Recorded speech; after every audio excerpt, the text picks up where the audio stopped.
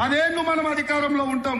ఈ 10 ఏళ్ళు చేవెళ్ల పార్లమెంట్ అభివృద్ధి జరగాలంటే కేంద్రంలో రంజిత్ రెడ్డి నాకు తోడుగా ఉండాలి, మీ సమస్యల మీద మాట్లాడాలి. మూసీ రివర్ ఫ్రంట్ తో పాటు మీ గండిపేట, హిమాయత్ సాగర్ ను, ఈ ప్రాంతాలను అభివృద్ధి చేయాలి, ఉస్మాన్ సాగర్ ను అభివృద్ధి చేయాలి, వికారాబాదును పర్యాటక క్షేత్రంగా ఆ ప్రాంతాన్ని అభివృద్ధి చేయాలి అని అంటే నాకు నమ్మకమైన మిత్రుడు, పార్లమెంట్ సభ్యుడు ఉండాలి. అందుకే సోదరులారా, ఇవాళ డాక్టర్ రంజిత్ రెడ్డిని కాంగ్రెస్ పార్టీ పక్షాన సోనియా మహమ్మద్ తీసుకొని ఇవాళ మీ ముందుకు తీసుకొచ్చిన. ఇవాళ రంజిత్ రెడ్డి కాకుండా ఇంకెవరికైనా ఓటేస్తే పానకంలో పుడకలాక తయారవుతారు, కాళ్ళల్లో కట్టెబెట్టేటోళ్ళు అవుతారు. మనం అభివృద్ధి చేయాలంటే అభివృద్ధి చేస్తే కాంగ్రెస్ కేడ పేరు వస్తుందో అని అడ్డుకునే ప్రయత్నం చేస్తారు. ఒకవేళ నరేంద్ర మోడీ నిజంగానే చేసేది ఉంటే 10 ఏళ్ల నుంచి ప్రధానమంత్రిగా ఉన్నాడు. మన వికార శాటిలైట్ సిటీకి జైపాల్ రెడ్డి గారు 2500 కోట్లు ఇచ్చారు. అవి ఎందుకు రద్దు చేసిండు మిత్రుడు విశ్వేశ్వరరెడ్డి గారు చెప్పాలి.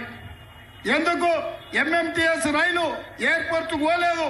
ఎందుకు ఎంఎంటీఎస్ రైలు మీకు చేవెళ్ల వరకు, వికారాబాద్ వరకు రాలేదని నేను అడుగుతున్నా. ఇవాళ వాళ్లకు ఉపయోగం, చేవెళ్ల ప్రజలకు ఉపయోగం లేదు. అందుకే నేను కూడా వికారాబాద్ జిల్లా నుంచే ఎమ్మెల్యేగా నా 3 మండలాలు ఇవాళ వికారాబాద్ జిల్లాలో ఉన్నాయి. రాష్ట్ర ముఖ్యమంత్రిగా మీ జిల్లా నుంచి నేను ఉన్నప్పుడు తాండూరు, పరిగి, వికారాబాద్, చేవెళ్ల, అదే విధంగా మనకున్న మహేశ్వరం, రాజేంద్ర నగర్, అదే విధంగా శేర్లింగపల్లిలో అభివృద్ధి జరగాలి అని అంటే మన పార్లమెంట్ సభ్యుడు ఉండాలి. మన పార్లమెంట్ సభ్యుడిని గెలిపించండి మిత్రులారా. మీరు అనుకున్న అభివృద్ధి చేసే బాధ్యత నాది. ఎందుకంటే ఇవాళ నాకు పార్లమెంట్ సభ్యుడు నా చేతిలో ఉంటే, నాకు అండగా ఉంటే ఢిల్లీలో అన్ని అనుమతులు ఏడాది తిరిగే కల్లా సాధిస్తా. 1,00,000 కోట్లతోటి మూసీ రివర్ ఫ్రంట్ అభివృద్ధి చేసి మీ భూముల ధరలు, మీ మొత్తం కాలుష్యాన్ని మొత్తం కడిగే బాధ్యత నాది. నగరాన్ని విస్తరించే బాధ్యత నాది. ఇవాళ మీ ప్రాంతాన్ని అభివృద్ధి చేసే బాధ్యత నాది. అందుకే సోదరులారా, రాజేంద్ర నగర్ లో ఇవాళ ఏర్పాటు చేసిన సమావేశం నాకు సంపూర్ణమైన విశ్వాసం కలిగించింది. ఇవాళ చేసింది చెప్పుకోలేక, ప్రజలకు ఇచ్చింది చూపించడానికి లేక, బీజేపీలకు ఒకటే పిచ్చి పట్టుకున్న దేవుడు పిచ్చి. నేను ఒక్క మాట చెప్పదలుచుకుని ఇక్కడ ఉన్నోళ్లకు, అయ్యా దేవుడు గుడిలో ఉండాలి, భక్తి గుండెల్లో ఉండాలి. అవునా? మన తండ్రులు, తాతలు, ముత్తాతలు, వాళ్ళ తండ్రి తాతలు కూడా దేవుళ్ళకు పూజ చేయలేదా? బోనాల పండుగ చేయలేదా? బతుకమ్మ పండుగ చేయలేదా? ఎల్లమ్మకు, మైసమ్మకు, పోసమ్మకు కోడి కొయ్యలేదా? కళ్ళు కొయ్యలేదా మనం?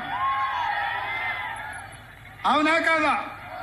మరి ఇవాళ బీజేపీ ఇప్పుడే శ్రీరామనవమి కనిపెట్టినట్టు, హనుమాన్ జయంతి వాళ్ళే తయారు చేసినట్టు, ఆ దేవుడి పేరు మీద ఓట్లు అడుక్కొని గుళ్ళో ఉండాల్సిన దేవుణ్ణి వీధుల్లోకి తీసుకొచ్చి పోలింగ్ బూతుల డబ్బాలో ఓట్లు వేయించుకోవాలని కక్కుర్తి వాళ్ళని చూడండి. అందుకే దేవుడి పేరు మీద, మతం పేరు మీద, భాష పేరు మీద ఎవరు ఓట్లు అడగడానికి వచ్చినా వాళ్ళను పొందబెట్టండి.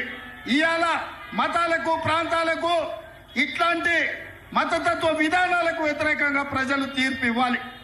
అందుకే నేను మా పెద్దలందరికీ చెప్తున్నా, దేవుడు గుడిలో ఉండాలి, భక్తి గుండెల్లో ఉండాలి.